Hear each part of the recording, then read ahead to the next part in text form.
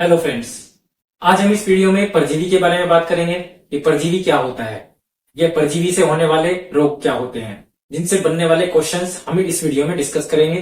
जितने भी क्वेश्चंस बनते हैं उनसे हम क्वेश्चंस को लगाने की पूरी प्रैक्टिस करेंगे। पहले हम समझेंगे और फिर हम इन्हीं से बनने वाले क्वेश्चंस जो प्रीवियस ईयर में आए हैं उन पर हम डिस्कस करेंगे। हम जान लेते हैं कि प्रोटोजोआ क्या होता है। ठीक है, प्रोटोजोनल डिसीज, प्रोटोजोआ से होने वाले रोग, परजीवी। सबसे पहले इसने बताया कि प्रोटोजोआ होते क्या है, ये परजीवी होते हैं। ठीक है, पैरासाइट्स बोलते हैं, परजीवी होते हैं। परजीवी किसे कहते हैं? जो किसी दूसरे की सहायता या किसी दूसरे के शरीर पर निर्भर रहकर जिंदा हो, उसके शरीर की सहायता से वो जिंदा अपने आप को रखता है। ठीक है, परजीवी कोई बेल हो सकती है। ठीक है, तो जैसे आपके शरीर में कोई कीड़ा हो गया, पेट में कोई कीड़ा हो गया, तो वो आप पर निर्भर है, आपके पेट में से वो चीजों को खाएगा। ठीक है, तो वो परजीवी हो गया, पैरासाइट्स इसको बोलते हैं। ठीक है, ये कैसे होते हैं? ये सजीव होते हैं क्योंकि ये सांस लेते हैं, जिंदा होते हैं।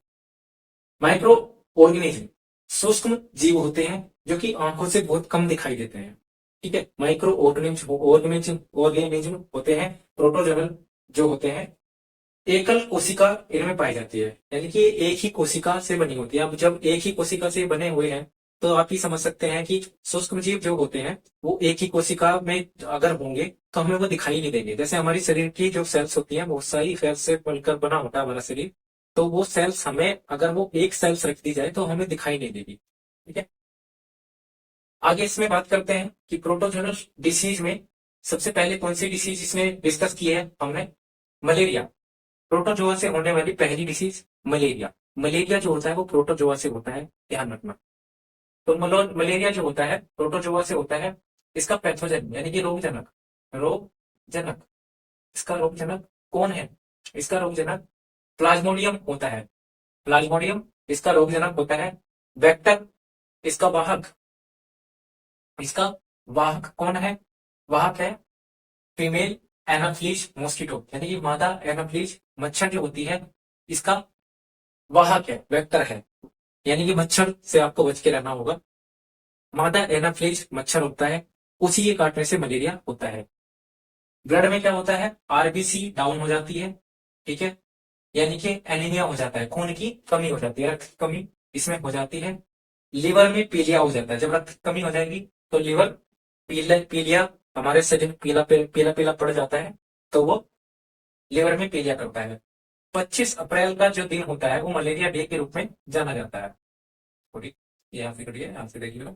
25 अप्रैल का जो होता है दिन, वो मलेरिया डे के रूप में जाना जाता है। इसके लिए मेडिसिन क्या ली जाती है? क्यूनिन मेडिसिन ली जाती है। क्यूनिन नामक मेडिसिन होती है जो कि बार्क ऑफ सिनकोना, यानी कि सिनकोना की छाल से बनी होती है। ये इंपॉर्टेंट है, ये पूछा हुआ है। बार्क ऑफ सिनकोना, सिनकोना की छाल किसकी दवाई बनाने में काम आती है? मलेरिया की। और उस दवाई का नाम क्या है? क्यूनिन। क्यूनिन नामक दवाई होती है, उससे कंट्रोल किया जाता है मलेरिया। अब सबसे खतरनाक इनमें नाम होते हैं। ठीक है, 4 नाम है जो कि सबसे खतरनाक नाम होते हैं। तो पहला है पी फेल्सीपेरस, फेल्सीपेरम, पी फेल्सीपेरम। दूसरा पी वेक्स, तीसरा पी ओवेल और तीसरा पी मलेरिया। ये इसमें खतरनाक होते हैं। ये जो नाम यहाँ पे नोट किए हुए हैं, ये इसके खतरनाक नाम होते हैं जो जिनसे ये फैलता है। तो इसमें जो शुरू के 3 है ये खतरनाक है, ये नॉर्मल में आता है। ठीक है, ये नॉर्मल होता है। पी मलेरिया जो ये होता है ये नॉर्मल होता है। तो यहाँ से हमने जाना कि प्रोटोजोआ क्या होते हैं? प्रोटोजोआ परजीवी होते हैं। ठीक है, प्रोटोजोनल डिसीज में सबसे पहला मलेरिया के बारे में जाना। और मलेरिया किससे फैलता है? मलेरिया का रोगजनक कौन है? प्लाज्मोडियम। ठीक है, रोगजनक कौन है? प्लाज्मोडियम। और फीमेल मादा एनाफ्लीज मच्छर उसको बोलते हैं, फीमेल एनाफ्लीज मॉस्किटो इसका वेक्टर है, इसको फैलाता है। आरबीसी की इसमें कमी होती है। 25 अप्रैल को इसका दिन मनाया जाता है। आगे हम जानेंगे प्रोटोजोआ से होने वाले अगले डिसीज के बारे में, जिसमें कालाजार है। वो अभी हम लिख देते हैं, इसको जानते हैं। अगला रोग दोस्तों, कालाजार। कालाजार में क्या है? कालाजार या ब्लैक फीवर इसको बोलते हैं। ये लिस्मानिया रोग के नाम से जाना जाता है। कालाजार, लिस्मानिया रोग या ब्लैक फीवर या फिर डमडम फीवर, इसी के नाम है सब। कालाजार का दूसरा नाम करके ऐसे पूछ रहे थे, मैंने सबके नाम एक जगह लिख दिए। कालाजार का दूसरा नाम क्या है? Black fever. ब्लैक फीवर को ही दूसरे नाम से लिस्मेनिया रोग, और लिस्मेनिया रोग को ही क्या मानते हैं? डम डम फीवर के नाम से जानते हैं। इसको कौन फैलाता है? रोगजनक कौन है इसका? रोगजनक इसका लिस्मेनिया के नाम से ही रोगजनक को जाना जाता है। वेक्टर इसका वाहक कौन है? वाहक यानी कि सैंड फ्लू, बालू मक्खी इसको बोलते हैं, सैंड फ्लू से फैलता है। मोस्ट इंपोर्टेंट क्वेश्चन बनता है यहां से कि जो कालाजार रोग है वो कौन सी मक्खी फैलाती है? तो यहाँ पे सैंड फ्लाई के नाम से आपको आंसर देना होगा। सैंड फ्लाई के नाम से आपको आंसर देना होगा, और इसको ब्रेन फीवर के नाम से भी जानते हैं कालाजार। तो पैथोजन इसका लिस्मेनिया ही हो गया, लेकिन यहां से कम पूछता है लिस्मेनिया के बारे में, यहां से ज्यादा पूछता है, वेक्टर के बारे में ज्यादा पूछता है, क्योंकि ये सैंड फ्लाई जो होता है ये आपको देखने को मिलेगा क्वेश्चंस में, क्वेश्चन जवाब लगाओगे। ऐसे ही आप आ जाते हैं, अगला रोग है प्रोटोजोआ से होने वाला एलिफेंटिसिस। एलिफेंटिसिस लिम्फेटिक फिलेरियासिस, ठीक है, इसी का दूसरा नाम है लिम्फेटेरिक फिलेरियासिस या एलिफेंटा। इसको हाथी पांव के नाम से जाना जाता है। क्या है ये? हाथी पांव। इसमें हाथी के जैसा पैर हो जाता है, जैसा आपका शरीर होता है, मनुष्य शरीर से अलग हाथी के जैसा पैर हो जाता है, इतना इतना इतना चौड़ा हो जाता है पैर, सोच के, ठीक है। तो ये वोचेरिया ब्रेन क्रॉफ्टी के पैथोजन इसको होता है, वोचेरिया ब्रेन क्रॉफ्टी, ये याद रखना। और इसका जो वेक्टर होता है वाहक कौन है?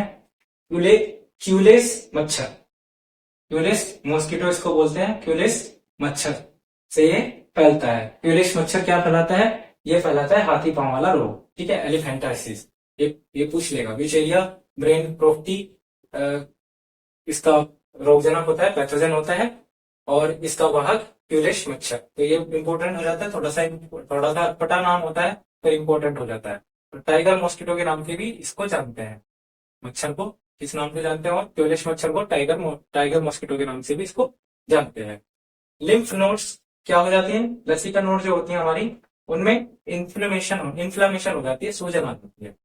क्या हो जाती है? इन्फ्लेमेशन आ जाती है। इन्फ्लेमेशन का मतलब सूजन हो जाती है। लिम्फ नोड होते हैं हमारे पूरे शरीर में, उस पूरे शरीर में या फिर पैरों में जो जो हमारी लसिका ग्रंथि होती है, लसिका नोड्स होती हैं, उसमें सूजन हो जाती है। आगे चलते हैं। हाथी पांव के बारे में आपको दोनों चीज पता लगी, रोगजनक भी, ठीक है, रोगजनक और इसका वाहक वेक्टर मच्छर होता है दोनों में। आगे चलते हैं डायरिया। डायरिया डायरिया नहीं, डायरिया अलग होता है। डायरिया किसी जानवर को मारकर जो बनाते हैं वो डायरिया होता है, यह है डायरिया, ठीक है। डायरिया इसका पैथोजन कौन है? एंटोमाइबा हिस्टोलाइका। एंटोमाइबा हिस्टोलाइटिका, लाइटिका बोल सकते हैं, ठीक है। हिस्टोलाइका बोल लो या टिका बोल लो, ठीक है, आप नोट कर सकते हैं। अब इससे कौन फैलाता है? ये फूड के, वाटर के, और जो जूस होता है, जो संक्रमित जूस हो जाता है, ठीक है, फल में से जो संक्रमित फल है उनसे फैलता है। फूड पॉइजनिंग और पेट का फ्लू भी इसका नाम रखा जाता है। आपको डॉक्टर कभी आपके उल्टियां लगे तो आपको डॉक्टर बोल देगा कि आपको फूड पॉइजनिंग हुआ है। फूड पॉइजनिंग का मतलब कि खाद्य विषाक्तता इसको बोलते हैं। फूड पॉइजनिंग को हिंदी में खाद्य विषाक्तता बोलते हैं। इसको पेट का फ्लू भी आप बोल सकते हैं। तो डायरिया जो होता है ये एंटोमाइबा हिस्टोलाइका एक पैथोजन होता है इसका, उससे फैलता है। आगे हम जानते हैं पायरिया के बारे में, जो कि दांतों में लगता है, और निंद्रा रोग के बारे में, दोनों के बारे में आगे हम जानते हैं। अब आगे हम जान लेते हैं पायरिया के बारे में। पायरिया जो कि प्रोटोजोनल डिसीज है। सबसे पहला कि पायरिया होता क्या है? ये दांतों में हो जाता है, मुंह में, दांतों में, ठीक है, दांतों में होता है पायरिया। जो इसका पैथोजन होता है वो एंट अमीबा जिंजेवेलिस, एंट अमीबा जिंजेवेलिस के नाम से इसको जाना जाता है। पानी से हो जाता है, अगर पानी सही नहीं है, टीथ में होता ही है, पीलापन लग जाता है, और ब्लीडिंग, मसूड़ों में ब्लीडिंग होनी शुरू हो जाती है पायरिया में। मुंह से बदबू आती है। सबसे पहला जो संकेत मिलता है वो मुंह से बहुत ज्यादा बदबू आती है, ठीक है। तो पायरिया के बारे में एक ही चीज इसमें ज्यादा इंपॉर्टेंट बनती है, दांतों में होता है पायरिया, ठीक है। और जो मेन इंपॉर्टेंट बात बनती है वो एंड अमीबा जिंजिविलिस इसका रोगजनक होता है, ठीक है, पैथोजन होता है। स्लीपिंग सिकनेस, जो ये प्रोटोजोनल डिसीज होती है, इसमें स्लीपिंग सिकनेस एक रोग होता है, इसमें निद्राकारी रोग हो जाता है। पैथोजन, इसका रोगजनक कौन होता है? रोग जनक इसका ट्रेपिनोमा ब्रूसी, ट्रेपिनोमा ब्रूसी इसको फैलाता है, रोगजनक होता है। वेक्टर, इसका वाहक कौन होता है? ये आपको पता ही होगा कि वेक्टर और रोगजनक जो होते हैं, पैथोजन और वेक्टर जो होते हैं, ये क्या क्या होते हैं? रोगजनक जो इसको फैला रहा है। और ये किसकी सहायता ले रहा है? ये इसकी सहायता ले रहा है, यानी कि मक्खी की सहायता से ये आएगा हमारे देश में, ठीक है।